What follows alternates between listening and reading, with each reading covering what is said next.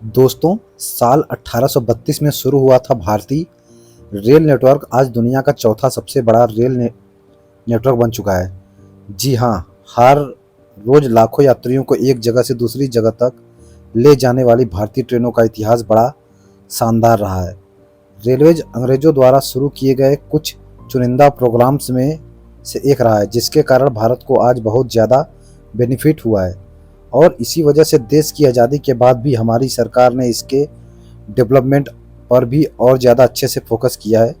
दोस्तों, अब तक कैसा रहा भारतीय रेलवे का विकास का सफ़र, जानेंगे इसके पूरे हिस्टोरिकल बैकग्राउंड को इस वीडियो में। इसकी शुरुआत की बात करें तो भारत में रेलवे को डेवलप करने का प्रपोजल सबसे पहले ब्रिटिश गवर्नमेंट 1832 में लेकर आई थी, जिसके बाद 1837 में मद्रास में देश की पहली ट्रेन दौड़ी थी। उस ट्रेन का नाम रेड हिल रेलवे था, जो रेड हिल से चिंताद्र पेट पुल तक का सफर तय करती थी। एक अंग्रेज अधिकारी आर्थर कॉटन ने गोदावरी नदी पर एक बांध को बनाने के लिए 1836 में ग्रेनाइट पत्थरों को साइड पर लाने के लिए इस रेलवे की शुरुआत की थी। इसके बाद भी गवर्नर जनरल लॉर्ड डलहौजी के सफल प्रयास से देश में पहली बार पैसेंजर ट्रेन चली थी। यह ट्रेन बॉम्बे से ठाणे के बीच 34 किलोमीटर का लंबा सफर तय करती थी। और फिर इसके बाद शुरू होता है देश में रेलवे नेटवर्क के जाल को बिछाने का एक मिशन, जिसे आज भी भारत सरकार चला रही है। रेल नेटवर्क और साइज के मामले में भारत से आगे आज पूरी दुनिया में सिर्फ अमेरिका, चीन और रूस ही आते हैं। दोस्तों, भारत रेल का नेटवर्क 1.2 लाख किलोमीटर से भी ज़्यादा का फैला हुआ है। भारत रेलवे द्वारा मेनली 3 तरह की सर्विस जनता को प्रोवाइड की जाती है: एक्सप्रेस ट्रेन, मेल एक्सप्रेस और पैसेंजर ट्रेन शामिल है। अगर किराए की बात करें तो पैसेंजर ट्रेन का किराया सबसे कम और मेल एक्सप्रेस ट्रेनों का किराया सबसे ज़्यादा होता है। दूसरी और एक्सप्रेस ट्रेनों का किराया बीच बीच का होता है। वहीं बात अगर करें तो भारत में रेलवे का जन्म अंग्रेजों की ज़रूरत को पूरा करने के लिए हुआ था। अंग्रेज भारत के कई इलाकों से सामान खरीदते थे और फिर उन्हें समुद्री बंदरगाह तक लाते थे, जिसके बाद समुद्री जहाज़ों में रखकर उन सामानों को अपने देश ले जाया करते थे। लेकिन देश के विभिन्न हिस्सों से सामानों को बंदरगाह तक पहुंचाने में उन्हें काफ़ी प्रॉब्लम का सामना करना पड़ता था, जैसे कि उन्हें मैन पावर की ज़रूरत पड़ती थी, समय ज़्यादा लगता था और अगर माल ज़्यादा होता था तो उसे कई बार लाना भी पड़ता था। इन सारी समस्याओं से निपटारा पाने के लिए ही अंग्रेज सरकार ने रेलवे को भारत में विकसित करने के बारे में सोचा। दोस्तों, जैसे कि आप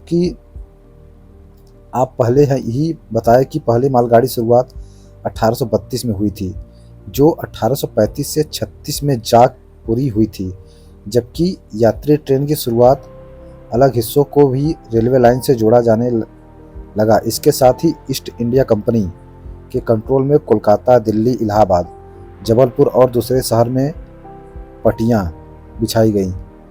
18,544 मील की थी वह पर जाने लगा। 18,562 रेल लाइन का कंस्ट्रक्शन किया गया था। यह साउथ की पहली यात्री रेलवे ट्रैक थी, जिस पर 1 जुलाई 18,562 साउथर्न ऑफ इंडियन रेलवे का गठन किया और 18,066 MHZ मील के एरिया को कवर कर लिया था। बम्बई, कोलकाता और मद्रास प्रेसिडेंस के आसपास के इलाकों में रेलवे का काम बहुत तेज़ी से चल रहा था। अंग्रेजी की उस समय कोशिश यह थी कि वह सबसे पहले उन इलाकों का रेलवे से कनेक्ट किया जाए जहां से अंग्रेज को माल काफ़ी ज़्यादा मिलते थे और लोगों की आवाज़ भी काफ़ी थी। साल 1890 के अंत तक ट्रेनों को toilet, electric lights, gas lamp और दूसरी सुविधाओं से भी लेस किया जाने लगा और 18,995 तक को भारत के कारखानों में इंजनों का भी निर्माण किया जाने लगा। लेकिन दोस्तों, अब तक का रेलवे का ज़्यादातर काम प्राइवेट कंपनियों के हाथों में था। सरकार के पास रूल्स और रेगुलेशन के अलावा ज़्यादा कुछ भी नहीं था। लेकिन जब 20वीं सदी के शुरू होने के साथ रेलवे को मुनाफा होने लगा, तब ब्रिटिश सरकार ने रेलवे को खरीदने का काम शुरू कर दिया। 1907 के आखिर तक लगभग सभी इम्पोर्टेंट रेलवे लाइंस को सरकार ने खरीद लिया था। रेल दुर्घटना में कभी लाने के लिए 1920 में इलेक्ट्रिक सिग्नल लाइटिंग सिस्टम और शुरुआत की गई। सबसे पहले इसे बॉम्बे में करी रोड और दादर के बीच पेश किया गया था और 1925 तक रेलवे के ज़्यादातर हिस्सों को नेशनलाइज भी कर दिया गया था। लेकिन दोस्तों, फर्स्ट वर्ल्ड वार के दौरान रेलवे से मिलने वाली प्रॉफिट्स को ब्रिटिश ने वार में लगा दिया और उसके साथ ही फंड जो रेलवे के डेवलपमेंट के लिए भी सरकार देती थी उसे भी रोक दिया गया। इन सब के कारण उस वक्त रेलवे के विकास का काम भी रुक गया। नुकसान भी बहुत हुआ था। 1925 में सरकार ने फिर से रेलवे के विकास पर फोकस किया और इसके लिए फंड भी अलाट किए गए। इसके लिए 1925 में देश का पहला रेल बजट पेश किया गया। रेल के विकास में पहला काम इसके इलेक्ट्रिफिकेशन का था। 3 फरवरी 1925 को देश की पहली इलेक्ट्रिक ट्रेन बॉम्बे और कुर्ला के बीच चलाई गई थी। उसी साल विटी बांद्रा रेलवे लाइन को भी इलेक्ट्रिफिकेशन किया गया था। इलेक्ट्रिफिकेशन के साथ रेलवे के ट्रैक को भी बढ़ाने का काम भी जोरों पर किया जाने लगा। साल 1928 में कानपुर सेंट्रल और लखनऊ स्टेशन बनाए गए। उसी साल ग्रैंड ट्रंक एक्सप्रेस को पेशावर और बेंगलोर के बीच चलाया गया, जबकि पंजाब लिमिटेड एक्सप्रेस मुंबई और लाहौर के बीच चली। इसके अलावा देश के कई शहरों को रेलवे से जोड़ा भी गया और इन सब का रिजल्ट यह हुआ कि 1929 तक भारत में रेलवे नेटवर्क 66,000 किलोमीटर तक फैल चुका था। लेकिन अंग्रेजी शासन के अंतिम सालों में देश के अंदर राष्ट्रवादी आंदोलन बहुत तेजी से होने की वजह से लोग उन सभी चीज़ों को बहिष्कार करने लगे थे जिसमें उन्हें अंग्रेजों का कंट्रीब्यूशन नजर आता था। इस कारण से उस वक्त रेलवे की आर्थिक स्थिति बहुत बुरी तरीके से डैमेज हो गई थी। फिर 1947 में देश की आज़ादी के बाद रेलवे भारत सरकार के कंट्रोल में आ गई थी और फिर 1951 में रेलवे सिस्टम के रीऑर्गेनाइजेशन का काम शुरू किया गया था। 14 अप्रैल 1951 को साधन रेलवे जोन का गठन किया गया और फिर उसी साल नवंबर में सेंट्रल और वेस्टर्न रेलवे जंक्शन भी बनाए गए थे। अगले साल यानी 1952 में उत्तरी रेलवे, पूर्वी रेलवे और उत्तर पूर्व रेलवे जोन को बनाया गया। अक्टूबर 1954 में सरकार ने रेलवे बोर्ड की स्थापना की और उसी साल रेलवे के 3rd क्लास के डिब्बों में यात्रियों को सोने की व्यवस्था की गई। साउथ ईस्टर्न रीजन में रेलवे के विकास को और बढ़ावा देने के लिए इसे पूर्वी रेलवे जन से अलग करके नया जोन बना दिया गया, जिसके बाद साल 1956 में पहली, दूसरी और तीसरी कैटेगरी की यात्री के लिए 30 पैसे, 16 पैसे और 9 पैसे प्रति मील का किराया डिसाइड किया गया था। 1956 में ही भारत की पहली एसी ट्रेन हावड़ा और दिल्ली के बीच शुरू की गई थी। इंडियन रेलवे ने उसी साल दिल्ली और बॉम्बे सेंट्रल के बीच एक और एसी ट्रेन को चलाया। वहीं बात अगर करें तो रेलवे के research, designs and standards organisation यानी कि RDSO की स्थापना 1977 में रेल मंत्रालय के अंतर्गत की गई थी। इसका मुख्य काम रेलवे बोर्ड को रेलवे जंक्शन और इसके यूनिट को टेक्निकल सुझाव देना था। SAC को टेक्निकल एडवाइजर के रूप में चुनते हुए भारतीय रेलवे ने 25 kV AC इलेक्ट्रिफिकेशन करने का निर्णय लिया।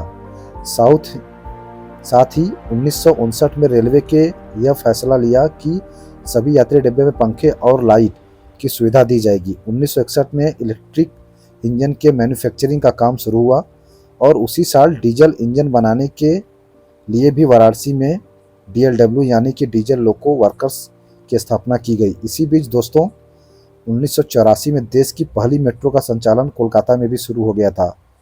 लोग इसे ट्रांसपोर्टेशन के क्षेत्रों को एक क्रांति के रूप में देखने लगे।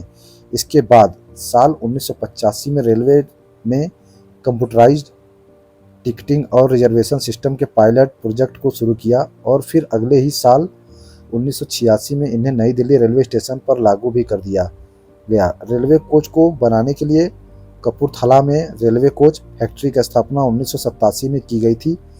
दोस्तों इसी बीच ट्रेन की स्पीड को बढ़ाने का भी काम किया जाने लगा और 1988 में भारत की पहली हाई स्पीड ट्रेन शताब्दी एक्सप्रेस का नई दिल्ली और झांसी के बीच शुरू किया गया था।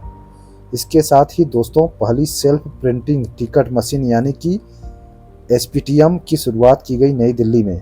1990 में जी हाँ, 1996 में पहली बार इंडियन रेलवे ने कंप्यूटराइज्ड कंसर्ट सिस्टम को नई दिल्ली, मुंबई और चेन्नई में शुरू किया, जिसे 1999 में पूरे देश में लागू कर दिया गया।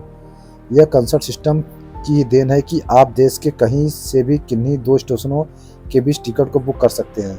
5 अप्रैल 2016 को गतिमान एक्सप्रेस, जो कि भारत की सबसे तेज ट्रेन है, उसने दिल्ली से आगरा के लिए अपनी पहली यात्रा की। हाई स्पीड 160 किलोमीटर पर आर के दोस्तों, इसके साथ ही अब इंडियन रेलवे ने घोषणा की है कि 2030 तक रेलवे का 100% इलेक्ट्रिफिकेशन कर दिया जाएगा। मार्च 2023 तक 14 राज्यों और केंद्र शासित प्रदेशों में इलेक्ट्रिफिकेशन का काम पूरा हो चुका है।